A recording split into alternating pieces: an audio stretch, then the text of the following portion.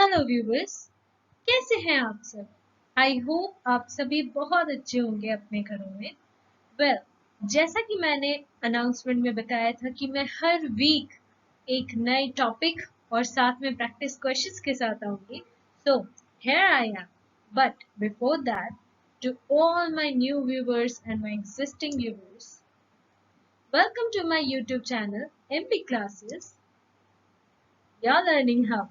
Well, first of all, let me introduce myself. जो मेरे साथ जुड़े हुए हैं इतने दिनों से, उन सभी का मैं शुक्रिया अदा भी करूंगी और उन सबको मेरे बारे में पता भी होगा। पर जो नए मेरे व्यूवर्स हैं, उनको भी मुझे खुद का इंट्रोडक्शन देना चाहिए, है ना?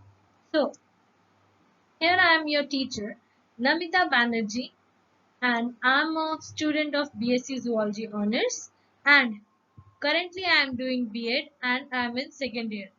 And my learning institute is none other than Lovely Professional University. So, why to waste some more time? Let's get started.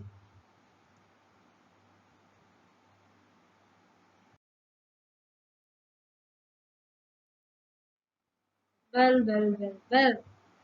अगर आप मेरे चैनल में नए हैं और अगर आपको मेरा वीडियो पसंद आए और सारे मेरे एग्जिस्टिंग व्यूअर्स के लिए भी ये है, तो प्लीज़ मेरे वीडियो को लाइक करें ज़्यादा से ज़्यादा, ताकि हमें भी अप्रिशिएशन मिलती है इन सब चीज़ों से और अच्छे से वीडियोस को बनाने में, प्रेजेंटेशंस को बनाने में, कि हमारा भी काफ़ी मेहनत जाता है ना।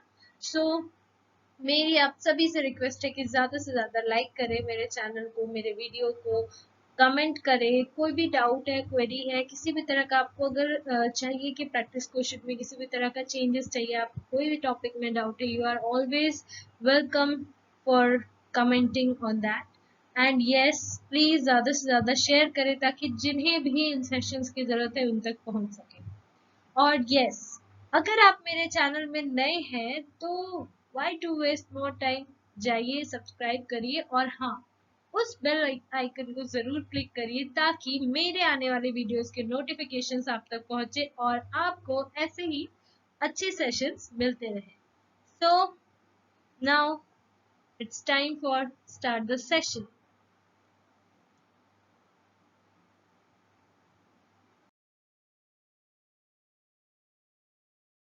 तो जैसा कि हमने लास्ट क्लास में किया था, चैप्टर 2 शुरू किया था और उसका पार्ट 1 हमने कंप्लीट किया था।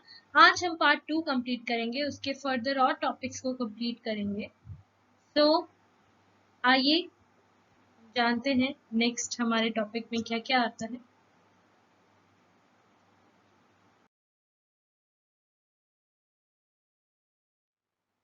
So, here are some keywords. First, the mouth and the buccal cavity. तो सबसे पहले इस सेशन में हम लोगों का जो पहला टॉपिक होगा वो होगा the mouth and the buccal cavity. हम इसको अच्छे से एक्सप्लेन वे में समझेंगे कि माउथ का क्या काम होता है, बकल कैविटी किसे कहते हैं, बकल कैविटी के अंदर क्या क्या आता है, right. Then next, arrangement of teeth and different types of teeth. तो बेसिकली हमारे पास आप जानते ही हैं 32 टीथ्स होते हैं, तो उनके अरेंजमेंट्स कैसे होते हैं और कितने टाइप्स के सेट्स होते हैं हमारी टीथ में, हम इसके बारे में भी समझेंगे।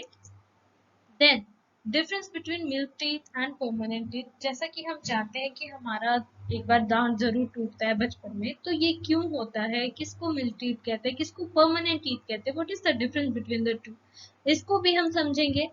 Then sweet and tooth decay. Now cavity वाली प्रॉब्लम तो आजकल काफी कॉमन है, तो ये क्यों होता है, किस वजह से होता है, ये सारा कुछ हम इसमें समझेंगे। एंड एट लास्ट हम प्रैक्टिस क्वेश्चंस करेंगे, right. So let's get started.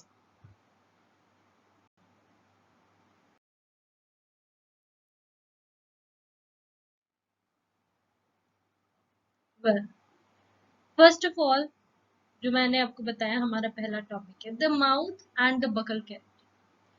देखिए, जो हमारा माउथ होता है ना, वो बहुत ही, हम कह सकते हैं कि हमारा पहला और एसेंशियल पार्ट होता है डाइजेशन, ठीक है।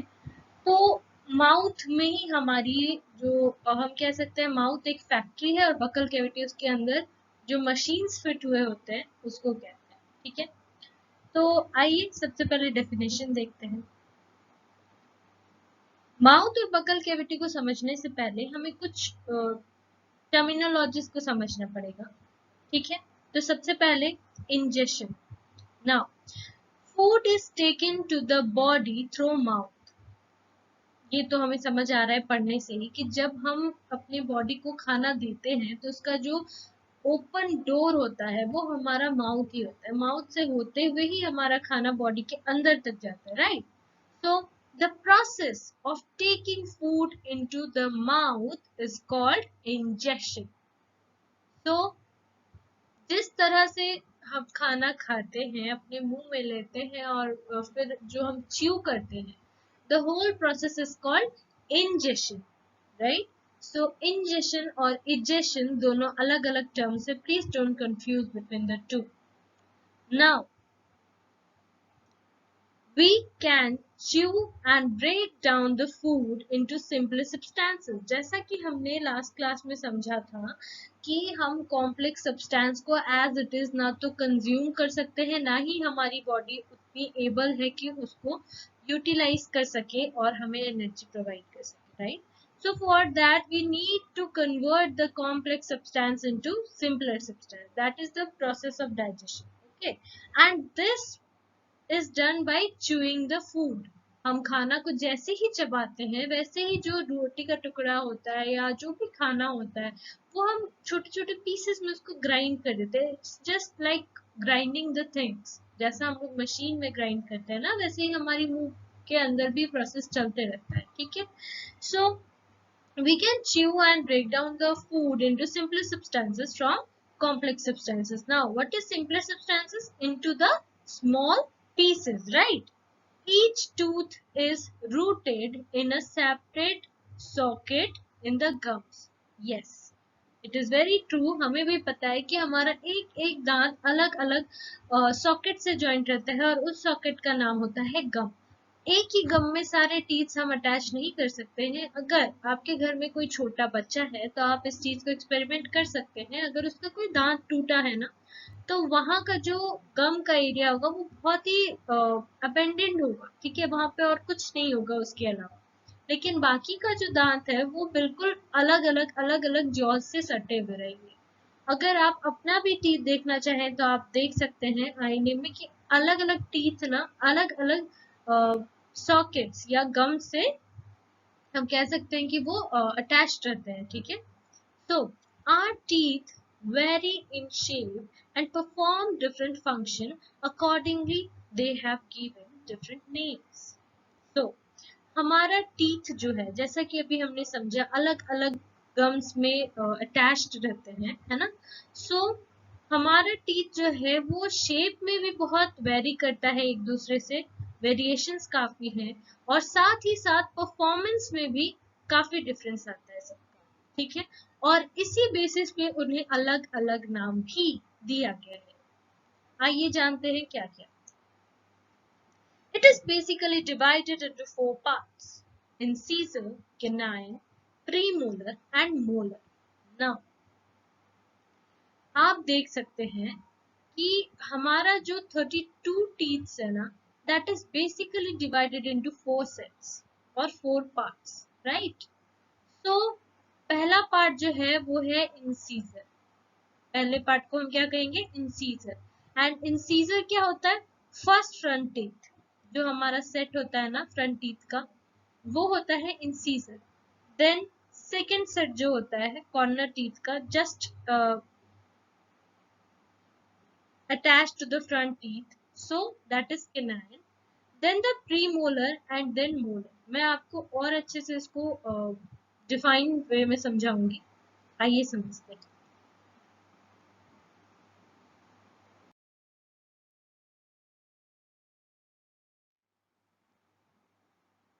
Well, arrangement of teeth and different types of teeth.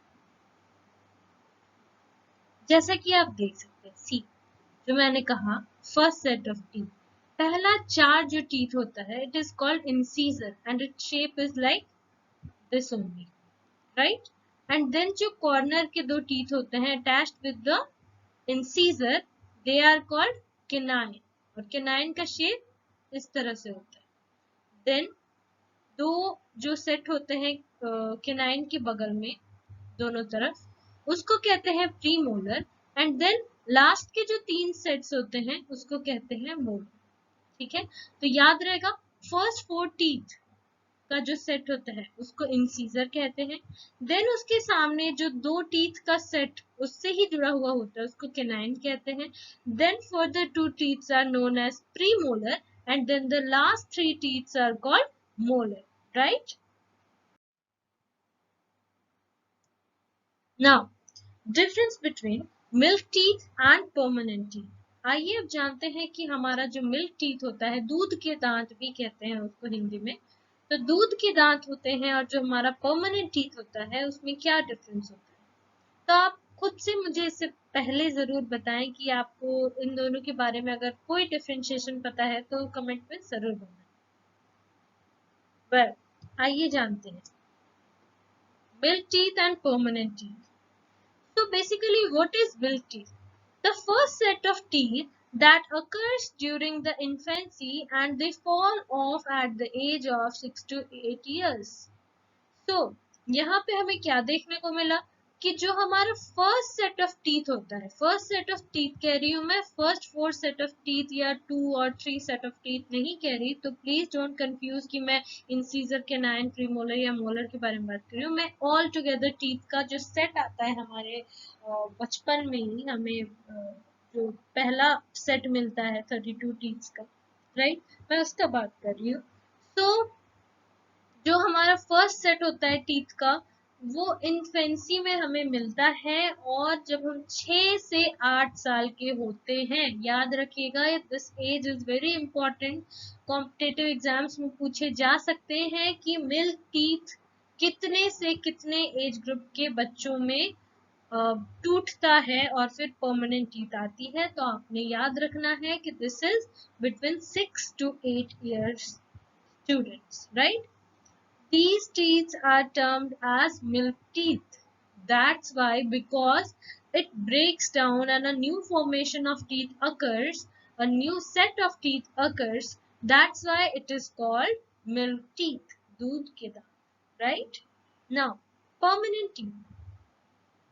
The second set of teeth that replace milk teeth are the permanent teeth.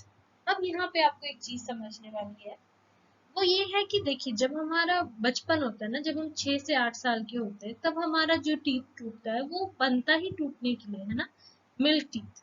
लेकिन उसको रिप्लेस करके जो टीथ आते हैं वो उससे मच स्ट्रॉन्गर भी होते हैं, और वो उसको क्योंकि रिप्लेस करते हैं इसीलिए परमानेंट टीथ भी कहते हैं। अब जैसा कि नाम से ही पता चल रहा है कि परमानेंट टीथ, अब परमानेंट का मतलब होता है the thing that can not be replaced by anything anymore. ठीक है, so the permanent teeth is basically आपका फिर अगर टूट गया, कैसे भी किसी भी रीजन से अगर टूट गया, तो आपको वो टीथ वापस नहीं मिलता।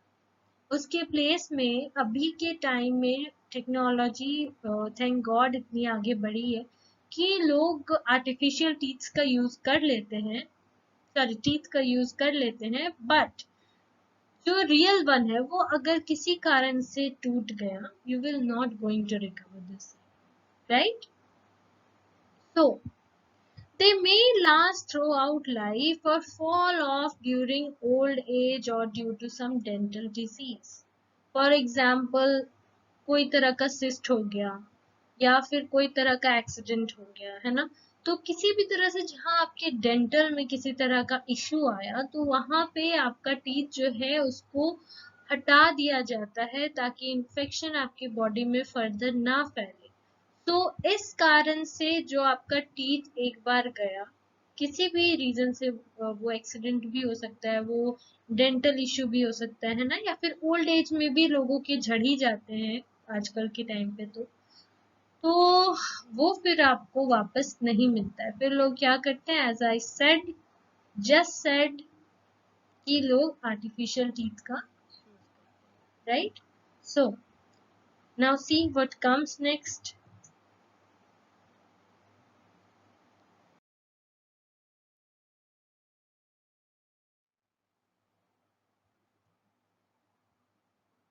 Our mouth has salivary gland. Now, अब हम बकल कैविटी में घुस चुके हैं, ठीक है.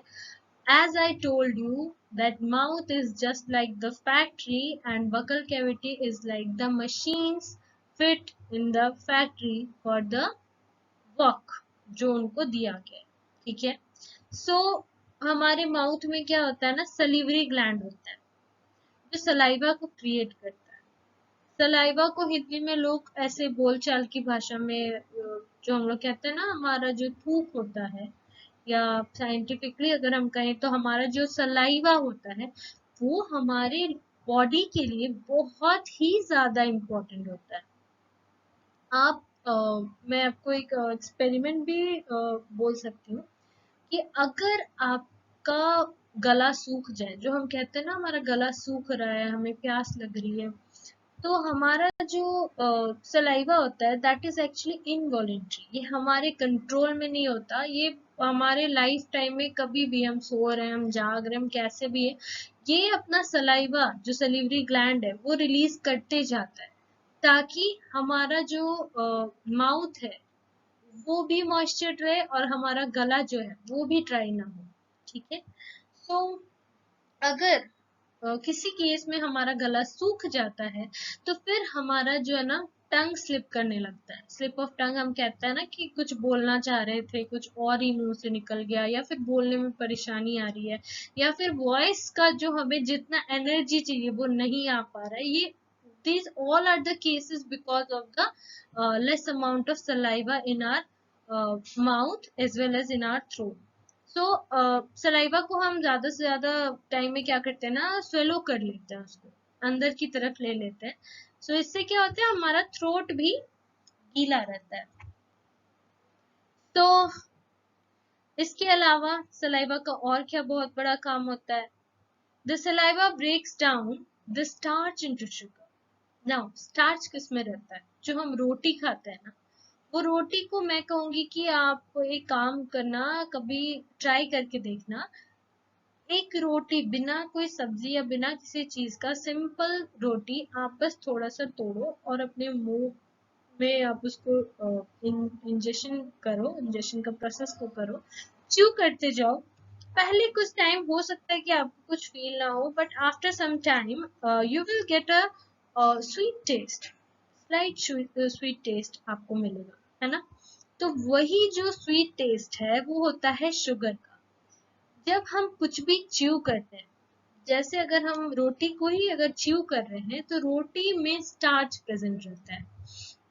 वही स्टार्च च्यू करते वक्त जब सलाइवा के साथ मिक्स होता है तो वो सिंपलर सब्सटेंस को कॉम्प्लेक्स सब्सटेंस को चेंज करके सिंपलर सब्सटेंस में कन्वर्ट करता है, और वही सिंपलर सब्सटेंस का नाम है sugar, right. Then the tongue. अब जो सलीवरी ग्लैंड है वो कहाँ प्रेजेंट रहता है, तो वो टंग में प्रेजेंट रहता है, ठीक है. टंग is a fleshy muscular organ attached at the back of the floor of the buccal cavity. तो जैसा कि मैंने आपको लास्ट वीडियो में दिखाया था, अगर मेरे चैनल में कोई भी मेरे नए व्यूअर हैं तो मैं ज़रूर उनको एडवाइस करूंगी कि पिछले का वीडियो ज़रूर देखें ताकि आपको ये सारे टॉपिक्स क्लियर हो. वहां पे मैंने दिखाया था बकल कैविटी का जो शेप होता है वो कैसा होता है, ठीक है. तो बकल कैविटी की जो एंड पार्ट में होता है ना, बेसिकली हमारा जो टंग है वहीं पे अटैच रहता है, ठीक है. टंग होता वैसे तो थोड़ा लंबा ही है, पर वो जो अटैच रहता है उसका जो बेस होता है ना वो back of the buccal cavity होती है. इसको आपने याद रखना है, ठीक है. It is free at the front. वो फ्री होता है फ्रंट से, ताकि इससे क्या होता है कि हम बोलने में भी हमें आसानी होती है ना. अब आप देखिए, अगर आप त बोलेंगे, अगर आप श बोलेंगे, अगर आप कोई ऐसा वर्ड बोले जैसे क ख ग, तो इसमें आप देख सकते हैं हर एक चीज में आपके टंग का यूज हो रहा है, ठीक है. सिमिलरली अगर आप ए बी सी डी देखें तो आपका, या फिर आप अगर नॉर्मल मैं ही जैसे बात कर रही हूँ, आप ही अगर किसी से बात कर रहे होगे, तो आपके टंग का यूज तो डेफिनेटली होता ही होता है। अगर आप टंग को एक तरफ कहीं पे अटैच करके देखना, कहीं पे रख देना लगा के, और फिर आप बोलने का ट्राई करना, या फिर आप अपने टंग को पकड़ के रखना और फिर आप बोलने का ट्राई करना, आई एम वेरी श्योर कि आप नहीं बोल पाएंगे। और अगर भी किसी कारण से आप बोलने का कोशिश करें और थोड़ा बहुत सक्सेसफुल हो भी जाए, तो आपका जो वॉइस है वो इतना क्लियर तो बिल्कुल भी नहीं होगा कि लोगों को समझ में आए। ठीक है। So tongue is a very important part of our buccal cavity, our mouth as well as our personality to.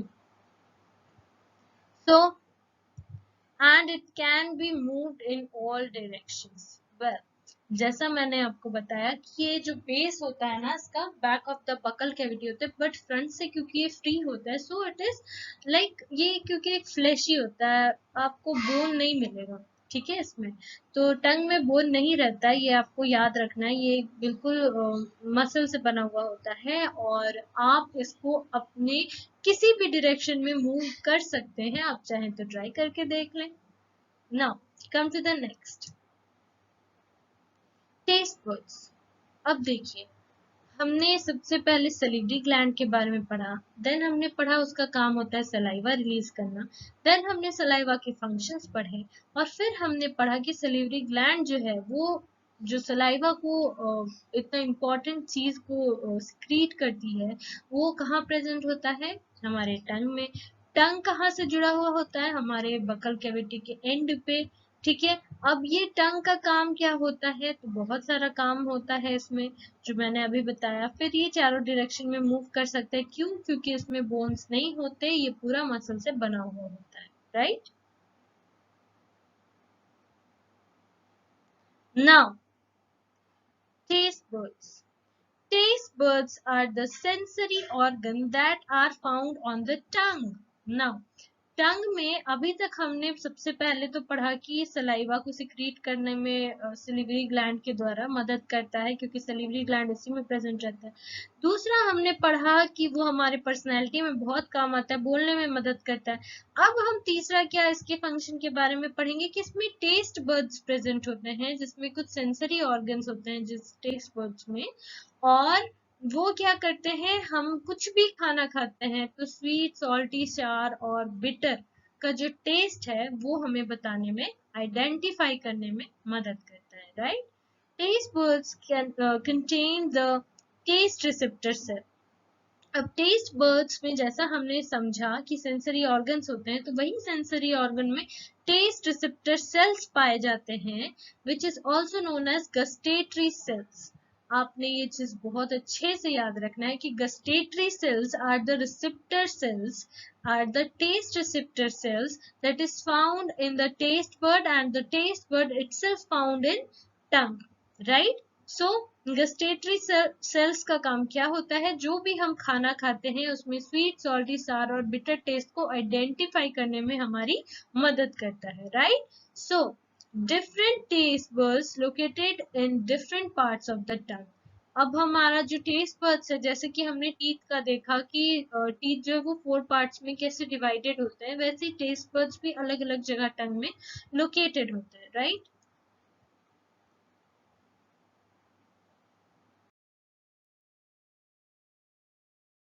Next is sweet and salty taste buds are situated in the front.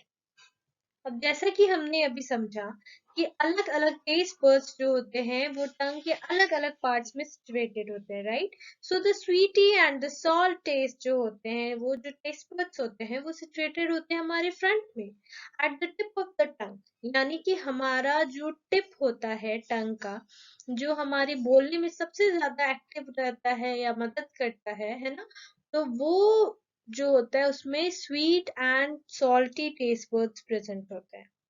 Similarly sour and sour taste buds are situated at the side of the tongue. अब आप अपने टंग के side में आप experiment करके देख लीजिएगा। Front में आपको स्वीटनेस का ज्यादा टेस्ट आएगा, सॉल्टीनेस का ज्यादा टेस्ट आएगा, सिमिलरली आपको साइड में शार का ज्यादा टेस्ट आएगा, वैसे ही बिटर का जो टेस्ट है वो आपका बैक की तरफ रहता है, और बैक की तरफ आप अगर कुछ अगर आपका लग गया ना कुछ तो बड़ा तीता लगता है उस वक्त, ठीक है। So these are the locations where the taste buds are located in the tongue, right? Now see what comes next.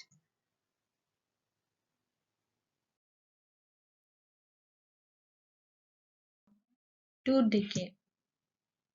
Sweet and tooth decay, ये हमारा आज का लास्ट टॉपिक है। सो बेसिकली इसमें हम जानेंगे कि आज के टाइम का जो सबसे बड़ा इशू अभी बन गया है, जो स्वीट जो हम खा लेते हैं उसके बाद जो हमारा टूथ डिके हो जाता है। तो इसमें बेसिकली होता ये है ना कि किसी भी एज के बच्चों को, एडल्ट्स को, ओल्ड एज वालों को, किसी को भी हो सकता है। ये अभी के टाइम पे ये बहुत कॉमन एक डेंटल इशू बन चुका है, और इसमें इतना प्रॉब्लम हो जाता है कभी कभी कि गम डिजीज भी हो जाते हैं। बैड स्मेल तो होता ही है, बैड ब्रीथ जिसको भी हम कहते हैं।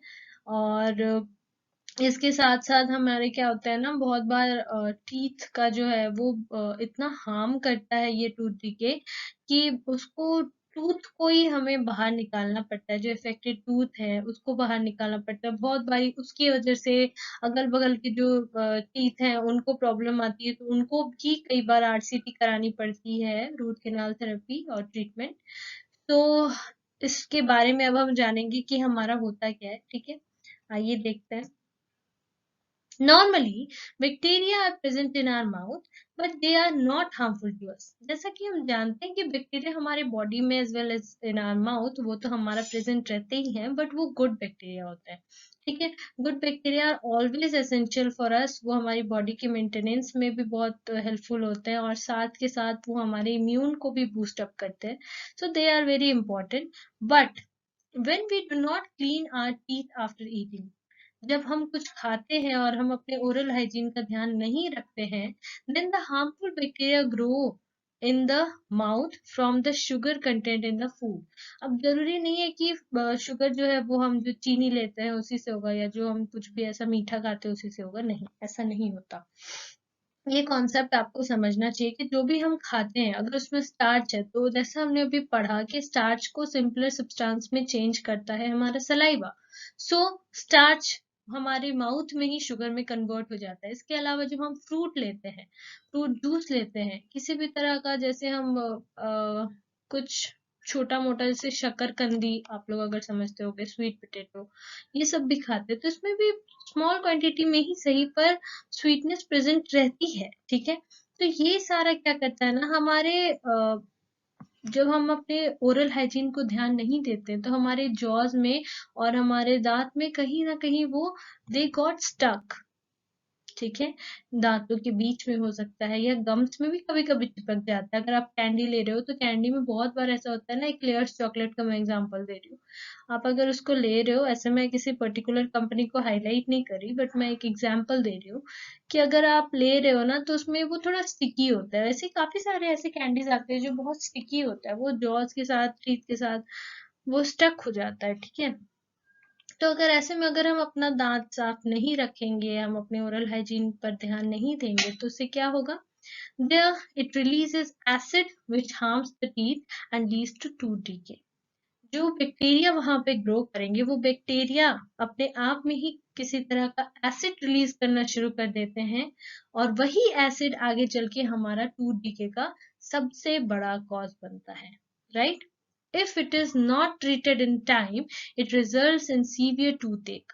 जैसा मैंने आपको बताया ना अभी शुरू में ही, कि बहुत सारे डेंटल इश्यूज इतने ज्यादा खराब हो जाते हैं, इतने ज्यादा सीवियर हो जाते हैं ना, कि टूथ एक इतना बढ़ जाता है, लोगों को आरसीटी करानी पड़ती है, दांत निकलवाने पड़ते हैं। बहुत बार तो ऐसा होता है कि अगर वो बहुत ज्यादा हार्मफुल हो जाए ना तो वो सर्जरी तक बात पहुंच जाती है, and further sometime it leads to tooth decay.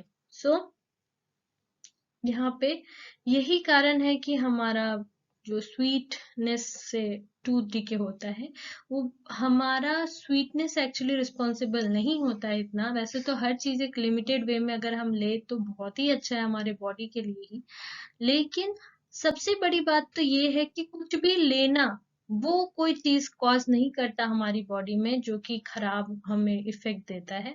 उस चीज को लेने के बाद हम उसका मेंटेनेंस ठीक से कर रहे हैं या नहीं, वो मैटर करता है। फॉर एग्जाम्पल अभी आप इसमें देख ही रहे हो, जैसे हमने अगर ले लिया कुछ भी स्वीटनेस अपने कंज्यूम किया, ठीक है, और फिर हम अपने ओरल हाइजीन पर नहीं ध्यान देते हैं, तो उससे क्या हुआ हमारा फिर, उससे यही हुआ ना कि हमारा टूथ डीके हो गया, कितना प्रॉब्लम हुआ, टूथ एक हुआ, आरसीटी भी हो सकती है, कितनी तरह के प्रॉब्लम्स आ जाते हैं ना, डेंटल प्रॉब्लम। पर आप अगर उसी चीज को कुछ आप खा रहे हो लेकिन आप अपने ओरल हाइजीन का ध्यान रख रहे हो, आप खाने के बाद अच्छे से 2 टाइम्स अ डे अगर आप ब्रश करते हो, ठीक है, उसके बाद आप गार्गल करते हो, इस तरह की चीजें अगर आप करते हो, अपने ओरल हाइजीन पे ध्यान देते हो, तो इससे आपके ओरल हाइजीन पर इफेक्ट पड़ते ही आपका बैड ब्रेथ ठीक हो जाता है, आपका जो टूथ एक का प्रॉब्लम है वो ठीक हो जाता है, टूथ डीके का प्रॉब्लम ठीक हो जाता है ना।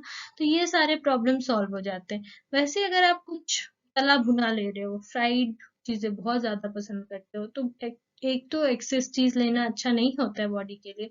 वैसे अगर आप कम ले रहे हो, लिमिटेड ले रहे हो, और साथ के साथ आप जैसे कुछ गरम कंज्यूम कर रहे हो उसके साथ, तो वो क्या होता है ना, आप साथ में एक्सरसाइज भी कर रहे हो तो इतना कुछ हार्म नहीं करता। सो यहाँ से हमें एक ये भी जानने को मिला कि कुछ खाना, ये मतलब हम कुछ खाना ही बिल्कुल से छोड़ दें, ये किसी चीज का सोल्यूशन नहीं हो सकता। खाना तो सब चाहिए, पर उसको मेंटेन भी साथ के साथ करना चाहिए और एक लिमिटेड क्वांटिटी में लेनी चाहिए। So this is all for today's topic, today's session. आइए अब कुछ प्रैक्टिस क्वेश्चंस देख लेते हैं। आई होप आप लोगों को ये सेशन अच्छा लगा हो, और मेरे वीडियो को लास्ट तक देखने के लिए आप लोगों का शुक्रिया। सो बिफोर गोइंग फर्दर, आइए कुछ छोटे छोटे एग्जांपल्स देख लेते हैं, जैसे chocolate, sweets, cold drink also are the major culprit of it. आप अगर बहुत ज्यादा कोल्ड ड्रिंक कंज्यूम कर रहे हो, बहुत स्वीट्स ले रहे हो, बहुत चॉकलेट्स खा रहे हो, तो इसमें ये प्रॉब्लम होती ही होती है। आइए नेक्स्ट, प्रैक्टिस क्वेश्चंस। तो पहला आपका प्रैक्टिस क्वेश्चन का क्वेश्चन है, what are the 4 types of teeth. I hope आप लोगों को अभी तक समझ में आ गया होगा कि 4 टाइप्स ऑफ टीथ या जो 4 सेट्स ऑफ टीथ हैं उसको क्या क्या नाम से हम कहते हैं। देन डिफाइन इंजेशन, इंजेशन क्या होता है, मैंने ये भी आपको क्लियर किया है, आई होप आपको समझ में आया हो। Differentiate between milk teeth and permanent teeth, ये भी हमने स्लाइड्स में किया। List different function that you think as a function of tongue. Okay.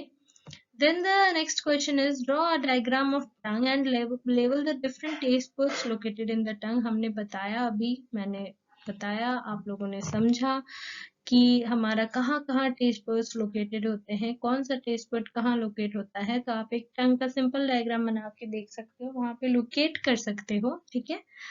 And at last, what is the cause of tooth decay. So अभी मैंने आपको बहुत ही अच्छे से समझाया है, आई होप आप लोगों को समझ में आया होगा और ये सेशंस आप लोगों के लिए बेनिफिशियल होंगे और आप लोगों को अच्छा भी लगा होगा। सो मेरे साथ ऐसे ही बने रहें और ज़्यादा से ज़्यादा मेरे चैनल को सब्सक्राइब करें, शेयर करें, लाइक करें, कमेंट्स करें। कोई डाउट रहे तो आप ज़रूर पूछिए, और ऑलवेज मोस्ट वेलकम, मुझे तो बहुत अच्छा लगेगा। So thank you so much for today's session. We will meet again in our new video, ठीक है, अगले हफ्ते फिर मिलेंगे। शुक्रिया आप सभी का हमारे साथ बने रहने के लिए। Bye bye, take care.